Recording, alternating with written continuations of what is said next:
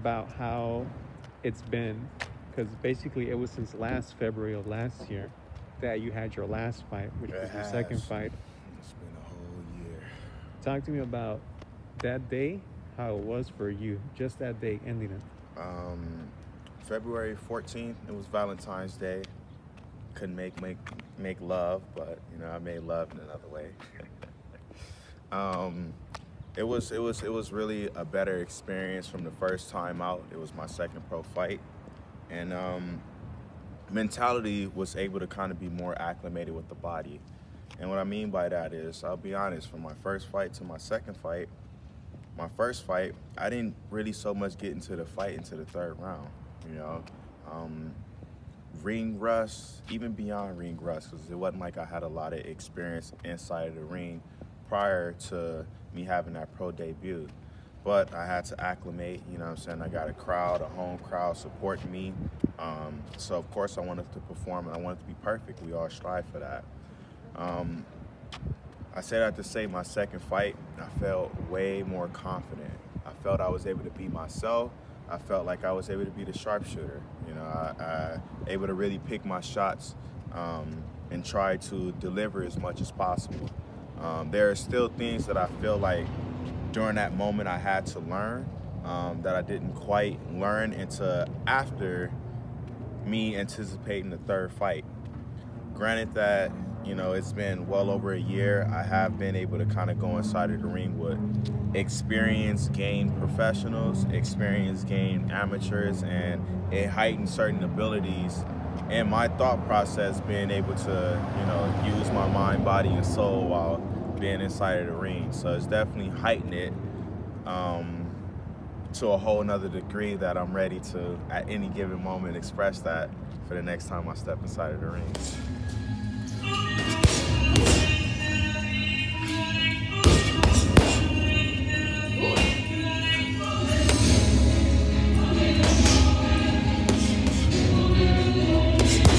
And reaching that height after that fight, basically just 3 weeks afterwards, everything had to shut down.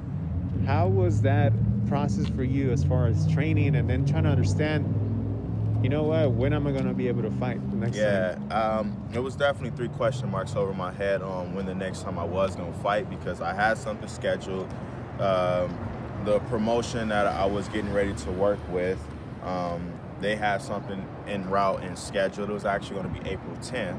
So, you know, I'm training. We get shut down in March. So I'm more so like, you know, maybe this might give me a little extra time to really, you know what I'm saying, knock out whatever little last of the kinks that I need to, because whatever the situation is, my mind is always on winning, but because of how I performed in the second fight, transition to the third, I felt it was great, and it was a perfect opportunity, not only show that I can box, but also to be able to sit down with my opponent and come out with a KO. I'm 2-0 thus far without a KO, and the third fight, I was definitely gonna be pushing towards that, you know, not just only limiting myself to the KO. I know those develop and come, but really be effectively assertive within my aggression, also that complements my boxing skills.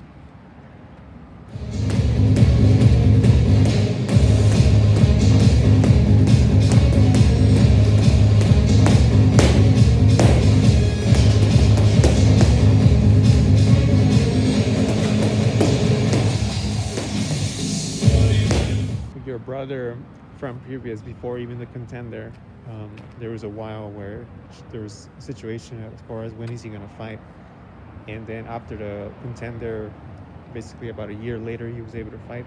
Yes.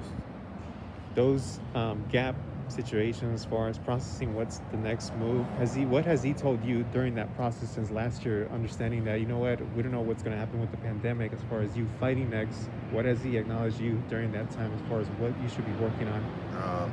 He advised that, you know, I'm always sticking jab first, you know. Granted that I'm right hand dominant, I want to hit people with my right hand. I mean, it's normal, it's natural, you know. That's just why I'm in the orthodox stance, but I've grown to recognize that the jab sets all of that up. I can't hit him with a right hand without a jab. You know, I can't go to the body. I can't work angles. It all establishes with the jab. Um, Outside from that, he actually was keeping me honest, you know, as far as training goes, and just saying to understand that boxing, it's a lifestyle. It's beyond just the sport, because I'm not just only the only fighter, just like it was proven with him, that sometimes we don't consistently fight, even though that's our profession, our career. There's a lot of business that goes into it as well. So, you know, he always just kept me grounded, you know, never losing sight on the prize of fighting, and just training alongside him. Days don't feel so long, you know. We always stand prepared, we always stand in shape, we always training. It's just more so, he always, you know, remind me never to burn myself out, because we aren't guaranteed fights. I can be training, somebody can call and be like, hey, you know, we want you to fight next week. It's okay, I could be in shape, but there's also COVID. You know, we got COVID tests, and I've been blessed enough to, you know, still have my health intact, to where I've been negative every time that I've taken this test. But sometimes you have that notion to where you think that you might fight, you have a scheduled opponent, you can even be the opponent, get ready to pretty much fight, and that person to get COVID and have to pull out themselves. So psychologically, it's very hard for you to prepare for it. So one of the things my brother always do is he always tell me, regardless of what's going on outside of you, you always stay focused on what's inside of you. And I take that with me with everything that I do and everywhere I go.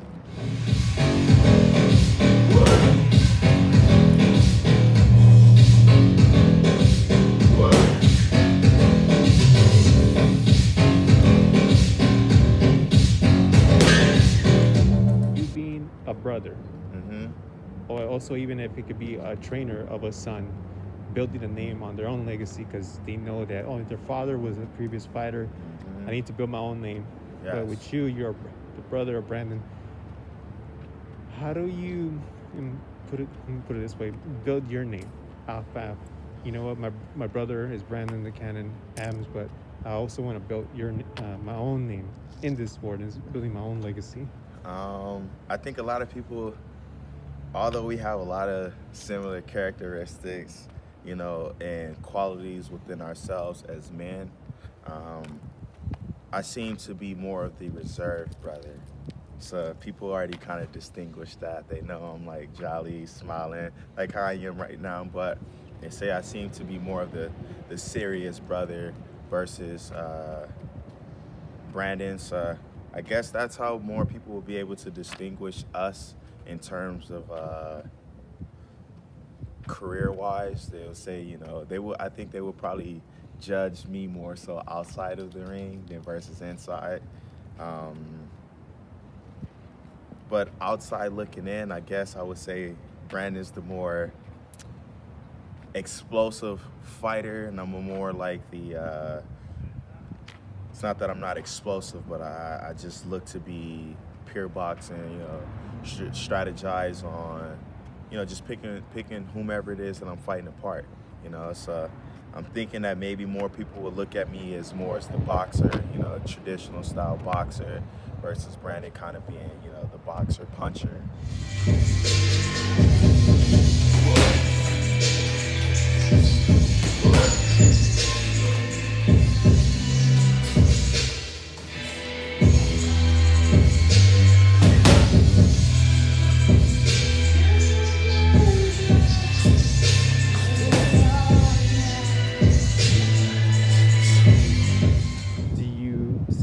Fighting anytime soon?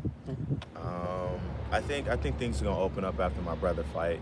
I think a lot of things gonna start opening up. People gonna kind of have their eyes upon me. I'm gonna be working my brother's corner, so people gonna be like, "Oh, what does this Joe Schmo know? What does he know?"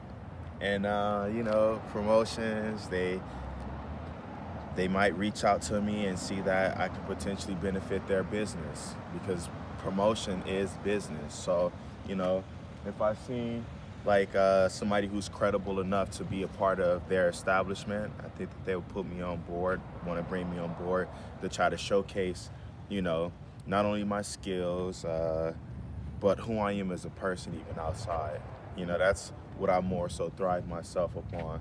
I can do a lot inside of the ring, but I aspire to always do greater things outside of the ring. In the ring, you know what I'm saying, produces more opportunities for me when I get outside of the ring.